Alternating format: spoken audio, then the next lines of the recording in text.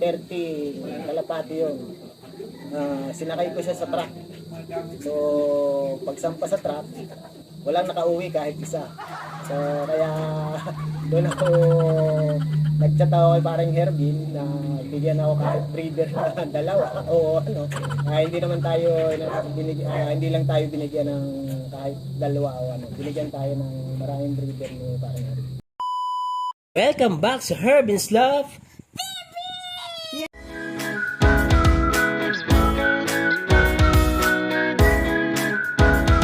Araw mga kakabi. Ako nga pala si Major Terrible. Terrible Look. Pigeon Pansier ng Tanawan. Simula tayo sa pagkakalapate. Bata pa naman, mahilig na tayo sa kalapate. So, yun ang pagsisimula ko. So, nitong mga nakaraang taon, nagsimula ako ng pagkakalapate. May alaga yung anak ko. So, naisip ko na isali sa club. So, naghanap ako ng club dito sa amin, sa Tanawan. So, yung aking kumpare o pinsan na nandyan sa Tomas dati na nakatira. Shout out nga pala kay Pigeon Pansier ng champion ng PCRP ng nitong nakaraang taon ng 2021 siguro. Siya yung nag first overall doon saka second overall. So si Wilfredo De Leon, shout out nga pala sa'yo. Nung si paring Herbin Snoop TV, so nag-chat ako sa kanya noon para makapagsimula ng mga. So binigyan niya naman ako ng pagkakataon doon sa mga breeder niya. Yung mga breeder niya na nandun sa kanya. So pinakiram niya sa akin. So yun yung susubukan namin ngayong South. Tapos yung iba, itong North na sinalihan ko ngayong club ng Ulpa. Susubukan namin yung lahian. Dahil sa may trabaho tayo, so sa umaga, madaling araw pa lang, 4:30 to 5. So, nagpapatuka na tayo ng kalapati natin. So, pagdating ng 5:30, pinalilipad ko na sila. So, yun. Pagdating naman ng yung nanay ko, minsan sila na naglilinis dito. Yung anak ko, yung nanay ko, sila na naglilinis dito sa loop para sa mga ikot-ikot natin sa mga kalapati dito sa mga lupa-lupa. Sila na nagtatanggal nun. So pagdating ko ng hapon, so ako na rin nagpapatuka. So hands-on pa rin dun sa pag-aalaga. So ako pa rin, ako na nagpapalipad sa hapon. So ako na rin nagpapatuka. Pagdating naman sa mga breeder dito sa loop ko, so pinupurga ko muna sila. So pinapaganda ko muna yung katawan nila. At the same time, kung sinasama ko na rin sila sa bakuna ng lahat ng mga palaro para at least may bakuna na sila. Tapos pinupurga, tapos pinupurgahin, aligo. So pagkatapos kong paliguan, pagkaganda ka ng katawan. So pag maganda ng katawan nila, vitamins naman yung susunod ko. So nagbibigay tayo ng mga vitamins na para doon sa mga breeder. Kailangan nila ng mga foods para doon sa magandang itlog. So yun ang ginagawa natin. Sa mga tsuri, sa katawan lang ako tumitingin, pero dun sa pakpak, sa mata, hindi ko lang pinagpaparis yung magkaparehong, pero yung sa katawan kasi lalo ako nagbibis. Yung maliit yung hen, malaki yung cock. So kaya malaki yung hen, maliit yung cock. Yun lang ang aking YB. So tinitingnan ko muna yung pakpak nila sa ilalim kung kumpleto na yung mga balahibo. Kapag ganon, inihiwalay ko na sila doon sa inahin. So nilalagay ko na sila doon sa viewing. Yan, viewing area. So diyan ko muna sila binu-viewing ng mga 1 month. Tapos saka ko sila isa-isang, hindi ako sabay-sabay kasi nagpapakawala ng ibon. So isa-isa o dala-dalawa. So sinasampa ko lang sila diyan sa bubong. Hinahayaan ko lang silang gumala. Yun lang ang aking ginagawa. So pagdating naman sa training, so pag sila'y lumilipad na at nag-grouping na, so simula na ako ng siguro mga 1 month ng pag-grouping nila, nang lumilipad sila ng umaga at hapon, magsisimula na ako mag-training nun.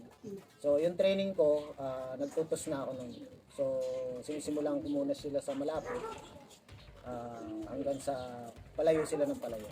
Yun lang ang ginagawa kong training sa video.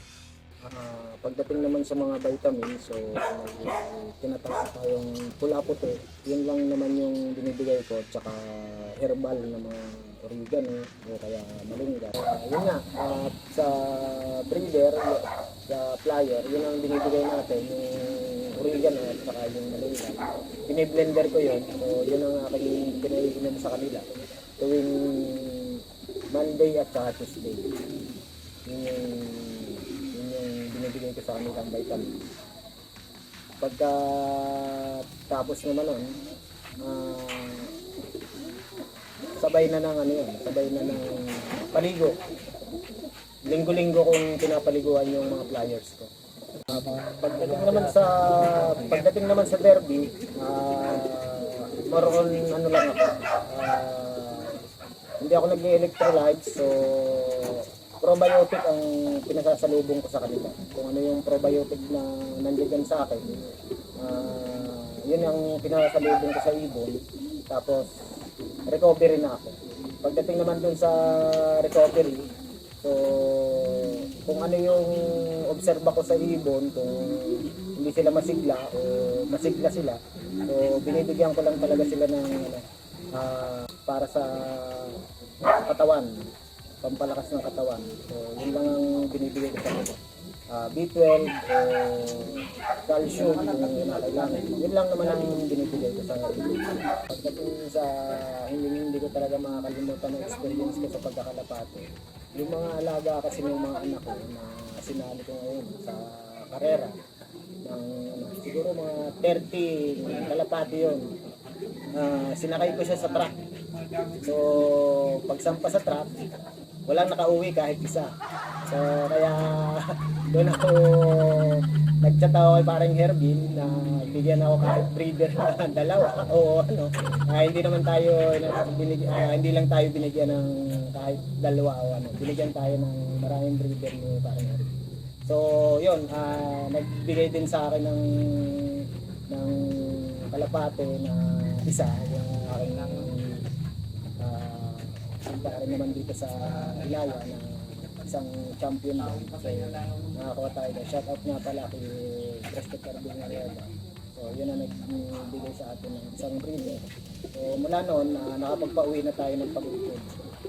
So yung nakaraan namang South, nakapagpa-uwi din tayo ng Katbalogan. So yun yung experience natin na hindi natin malilimutan.